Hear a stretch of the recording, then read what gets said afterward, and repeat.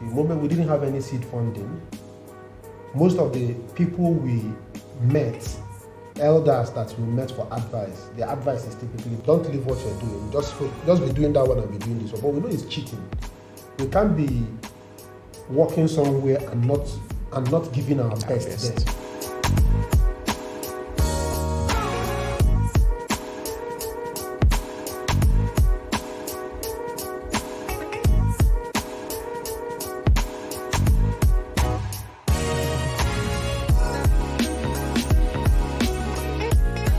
Well, we started with a contribution of some 5,000 naira, which could help us buy a seat that we put in our dining.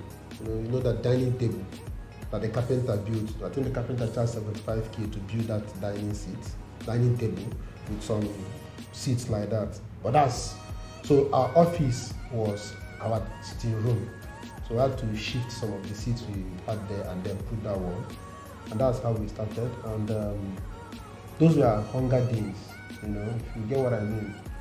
The moment we didn't have any seed funding, most of the people we met, elders that we met for advice, their advice is typically don't resign from because we were working somewhere and we felt we could solve bigger problems. And their focus is, their advice was, don't leave what you're doing, just be doing that one and be doing this one. But we know it's cheating. We can't be working somewhere and not giving our best there. Yeah. So we said it doesn't make sense to be working there till we build our own. It makes more sense that we don't do what we don't want people to do to us. So we'd rather resign and focus on this, even though we don't have the funds to do it. But that's what we did. We resigned, we focused on Seamfix, and of course, hunger now followed. Serious hunger. To the point that to eat Indomie 20 naira then was a problem. One pack of Indomie was a serious problem. You wake up in the morning, you're not sure where you're going to get that 20 naira to eat Indomie from. But you still have your laptop, and you still need to produce. So at those days, Chibuzor will tell you his own story of how he was always going to Computer Village to make some supplies. Me, I will go to OP, a place called OP in Soka in Enugu State. I'll buy kegs, but these 25-liter kegs. Sometimes I'll buy 50-liter kegs of honey.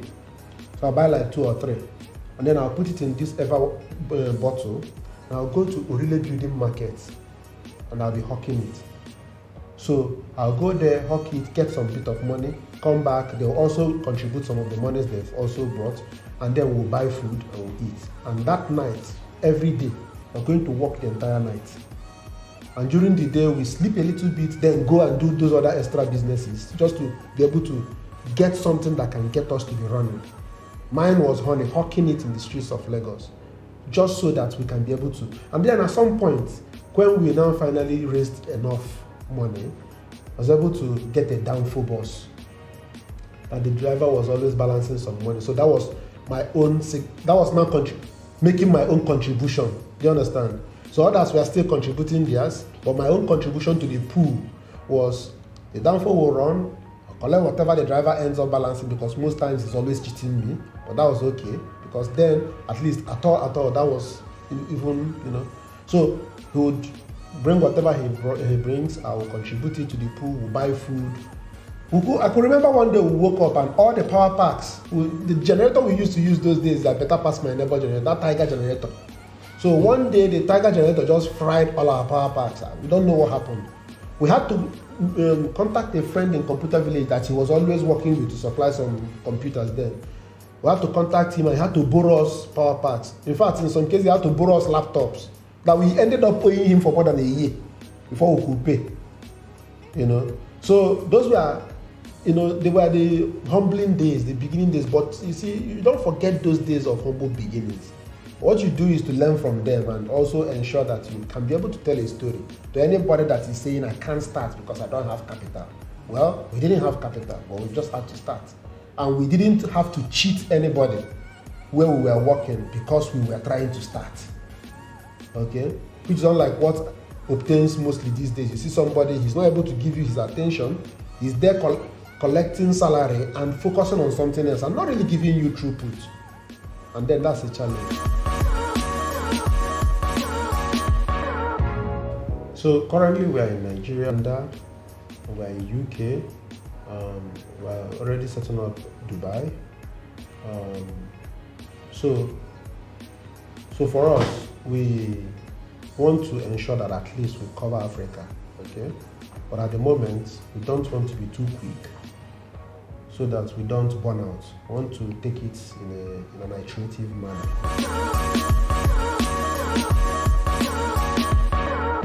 Thankfully, the GSM revolution had just happened in the country, so there was communication via phones and internet, but yes, it was expensive and not very fast. So we had to do a lot of investment. We had modems, different modems from Starcoms, from MTN. There were these external modems, we used to use them, so we used to use those a lot. Sometimes you will need to leave one location and go to another where the signal is better.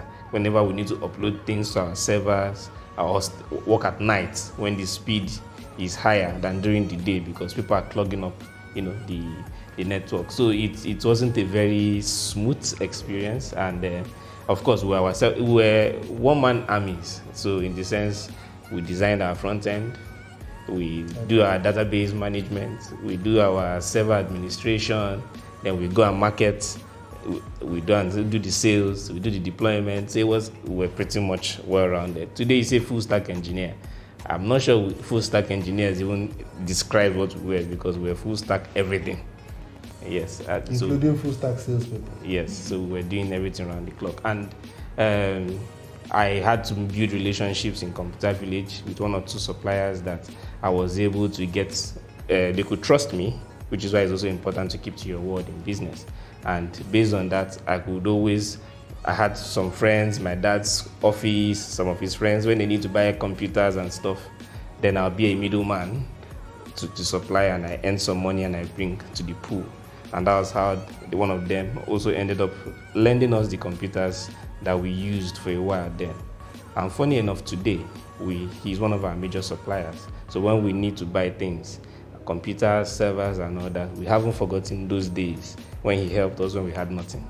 So today the table is reversed, and we end up giving him a lot of business. So it also shows you how the world goes,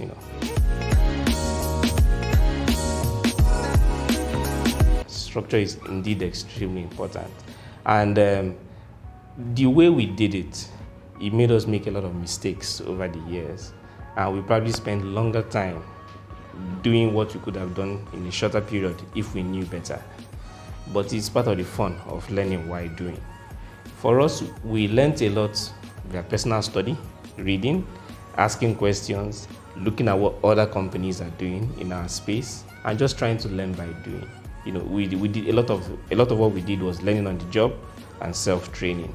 We didn't go to any formal school. It was much later we now had the funds to start going to Stanford. Maybe Stanford, Harvard, for short courses, or attending, some trainings here and there. But in the earlier days, it was more learning by doing and by observing what were the trends. We're in an ecosystem. If you are able to listen, look around you, listen and ask questions, you will not lose your way. But if you try to figure it out all on your own without listening to others who know it better, then you will make more mistakes. So right now, the internet is anything you can think of. You have a company, you have examples all around you. All you need to do is look at them and follow. And today there are also lots of standards. There are also lots of guidelines, templates for how to build, templates for how to structure your development team, templates for how to structure your organization. There are lots and lots of tools available online. So that would be my advice for anyone. Use them. We've also managed to get in smart people that complement our thought, people that we believe are better than us. Yeah. We work with them, we empower them, and obviously our philosophy is that you have to be better than us for us to hire you. Yeah. Because we want to hire and ensure that we're able to go from wherever we are to the next level. So if we only hire the people that we are better than, then we would only continue running an education company where we'll just be training. So at some point we started balancing, because in the beginning we focused a lot on grooming people, training. So now we are very deliberate about that part, but we decided to start adding a balance of getting in people that of course, understand to an extent what needs to be done, okay? And then we'll work with them and empower them. And they bring a lot of interesting changes, interesting improvements, so, and most other things at other times will typically also be down to us just sitting down and reasoning things out, really. At the end of the day. From first principles. From first principle, really. Yeah. So, and that is very important, what you just said now. Reasoning it out from first principle. Because at the end of the day, while somebody may give you a formula and you may apply, if you're not clear how that formula was derived, you may make mistakes in applying it. So these days, we are going back to the first principle of the formulas we've been handed over to prove it up to the point they derive the formula. Then to be able to continue the application. And we've realized that it works really very well, especially when you have your why, when you are clear on your why. So in principle, we know our why, but we've not been talking about it, or it's there in the heart. So, but when you go back to first principle and start from why, then you tell yourself, okay, you know what, this is actually the why. And then every other thing is on that basis. So there's a goal, this is the goal, every other thing is on that basis. So, when you say if A is this, then B is that, then that's how scientists typically work, right?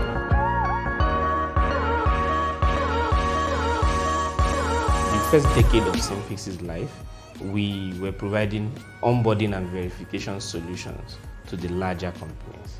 So the telcos, the banks, governments, and this has been our focus. But we've always had lots of smaller companies with the same challenges in the environment. I mean, the challenges are not unique to large companies. Everybody wants to onboard their customers better.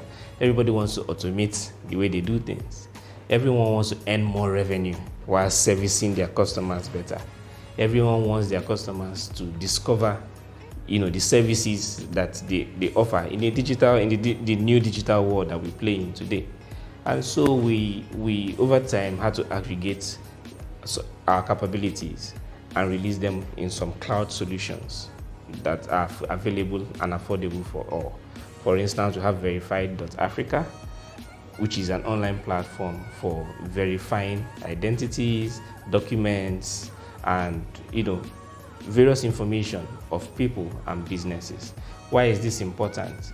Many small businesses have need to verify their customers before providing services to them. For instance, you name it, most of the fintechs today, part of what they need to do, even based on regulatory, as well as based on their own KYC needs, they need to be able to collect information of their customers, verify them preferably against known data sources like your BVN, your NIN, and all that, and then provide services to them based on that.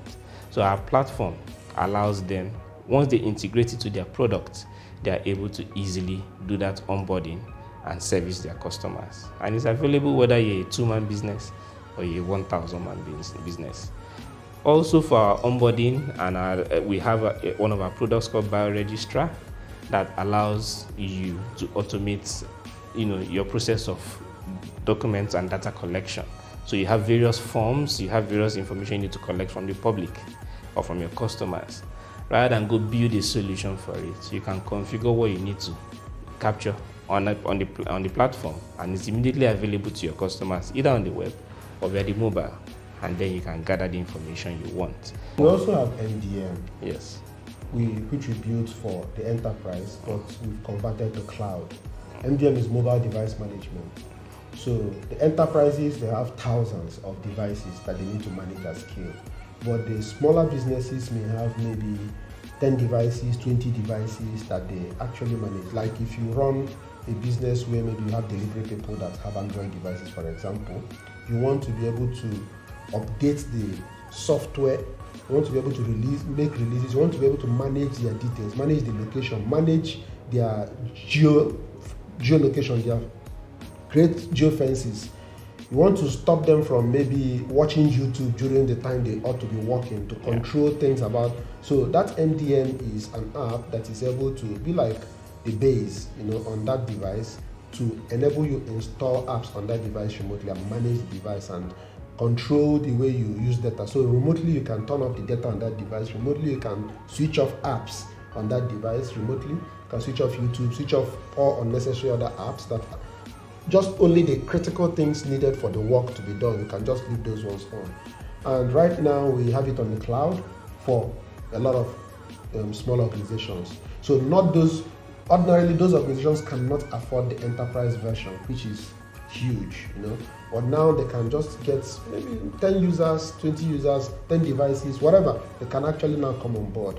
And then we have a lot of other interesting solutions that we are working on. Like one on our verified platform, verified.africa platform, is what we call face to ID match. Okay, where we're able to scan your ID, you're able to take a selfie, and it performs a live verification against your identity and checks your location and confirms you're a live person in a live location at that specific time, and your ID is verified against the government ID. And all these things are to automate as much as possible the onboarding processes. So imagine organizations like maybe the microfinance banks, for example, they can actually get you to onboard yourself. Okay, all these fintechs that are coming up, you can actually now get to onboard yourself on their platform and verify your identity in an automated manner without you needing to visit any specific location, without you needing to do so much. Okay, so those ID verification value-added services that we are layering, there's a lot of them that we are releasing. Then we also have another product we call SaaSP.